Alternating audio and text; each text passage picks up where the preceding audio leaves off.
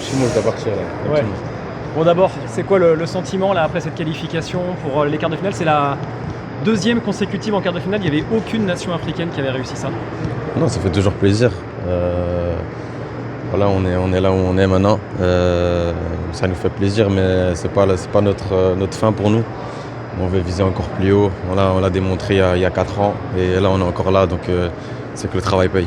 Bon, il y a l'équipe de France peut-être en quart de finale. Qu'est-ce que ça représenterait pour toi d'affronter l'équipe de France? Ça me ferait plaisir de rencontrer l'équipe de France, ma première fois, contre des grands joueurs, une équipe de France que je pense à son meilleur niveau pour l'instant.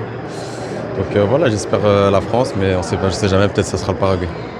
C'est signe quand même que ça travaille bien au Maroc, là, parce que vous faites une demi-finale, vous faites un quart de finale là. Comme j'ai dit, l'année passée, beaucoup ont dit que c'était un peu de la chance, mais là on le démontre que c'est pas de la chance, c'est le travail de toutes ces années, de la fédération, de tout le monde. Il y aura un petit sentiment de revanche si c'est la France, c'est le remake de 2022. Ouais, bien sûr, on a toujours un petit goût amer, mais non, on profite de chaque match. La France sera un très bonne équipe à jouer contre, mais on verra le match Paraguay-France. Tu n'étais pas là forcément en 2022, mais qu'est-ce qui fait la différence entre l'équipe du Qatar et celle d'aujourd'hui? Je pense, moi j'étais pas là, mais j'ai vu ça comme un fan quand j'étais petit. Non, je dirais qu'il n'y a pas une grande différence.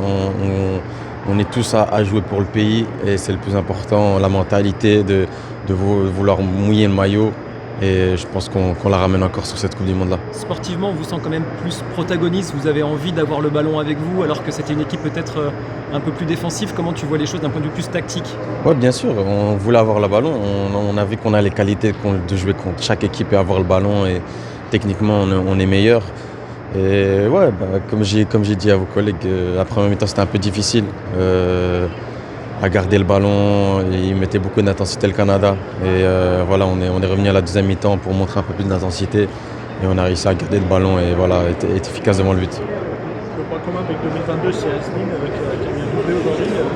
Qu'est-ce qui fait qu'il est aussi fort en Coupe du Monde? On a l'impression qu'il renaît presque tous les 4 ans. Asnin, je pense qu'aujourd'hui il est à son top niveau. Et ça te fait toujours plaisir de l'avoir dans l'équipe. Et j'espère qu'il va continuer comme ça. Donc toujours quand même ambitieux là. Oui, bien sûr. On ne pas là. Non, bien sûr, c'est pas le but.